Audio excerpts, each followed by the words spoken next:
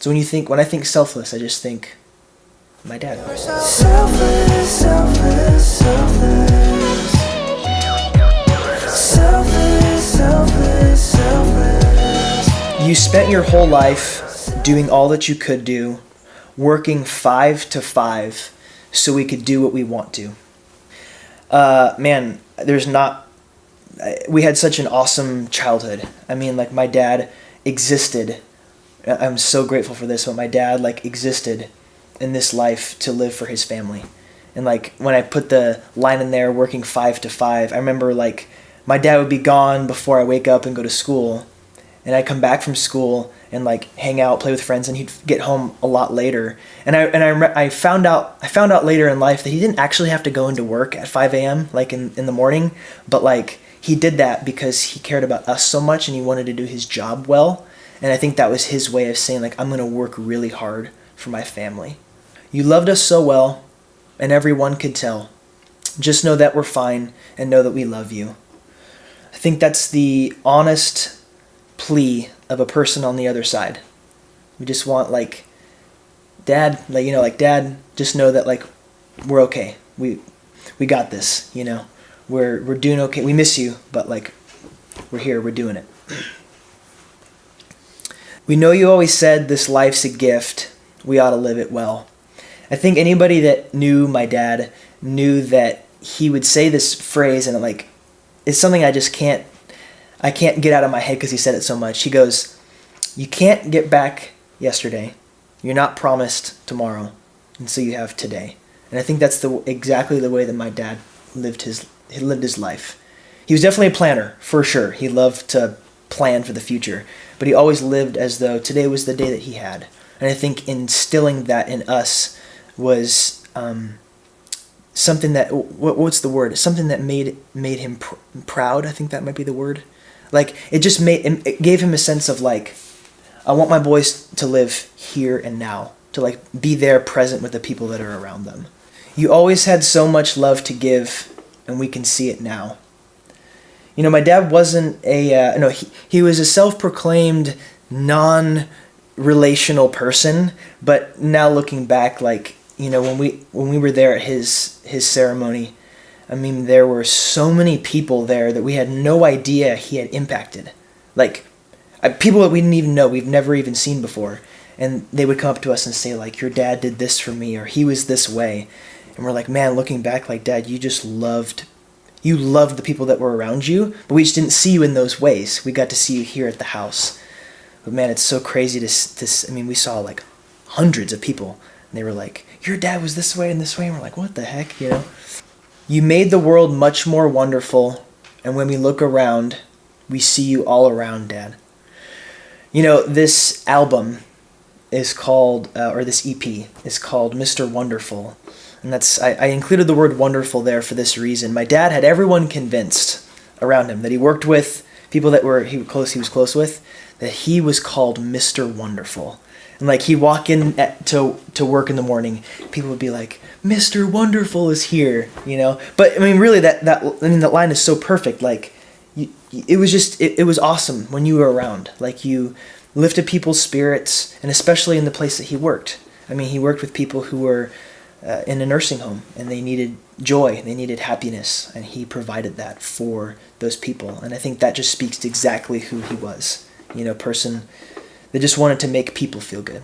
You were so selfless. How do I say that? You were so selfless, selfless, selfless. Okay, yeah, I'll just say it that way. You were so selfless. That was my dad. I mean, that was him. His life was selfless. Like I said, he existed for us, for his family. So when I think selfless, I just think my dad. From the way that you spoke to the way that you lived life, we learned what we know and the things that we live by.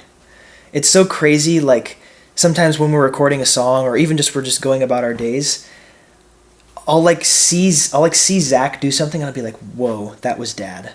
Or, like... And vice versa. Yeah, or vice versa. So it'll be like, Zach will see me, and he'll be like, whoa, that was Dad. Like, a mannerism or a word or how you present yourself. Or even, we just had some family over, and my aunt was like, you are your dad. And, like, some things you just don't see, just because like you're just living your life. But man, it's crazy to see like just the way that my dad lived his life and how much of a black or white person he was, or those little things you just retain without even knowing it, and then you become that. Like you become, in this case, like I feel like I'm, my father's son to the nth degree. But yeah, excuse me. You taught us so well, and Mom says she could tell. Just know that we'll try to do what you would do. Just the other day I was doing some yard work, which I didn't do because my dad loved to do yard work. He loved to work around the house, and that was a small thing that I'm thinking about now where I'm like, my dad did all these things, whether it was changing the oil in the cars or mowing the grass or these various things around the house, or the way he would, this is my family always comments on this, but like every family event, he would always bring he liked to bring a veggie platter. Like Thanksgiving, Christmas, all these things, he's like, I'm going to bring a veggie platter. And it's like, I think when I wrote this line, I thought to myself, like, Dad, just know that, like, first of all, Mom knows that you had a good impact on us. Like, the way that you raised us, it was good. And with that, we get to carry on the things that you taught us. Even as crazy or weird as bringing a veggie platter to family events. But, in all those ways, I almost want to say it this way. It's an honor to be able to carry on a legacy that my father left. Like living every day like it's the last we will ever have, because that's how you lived the days you had, strong until the end.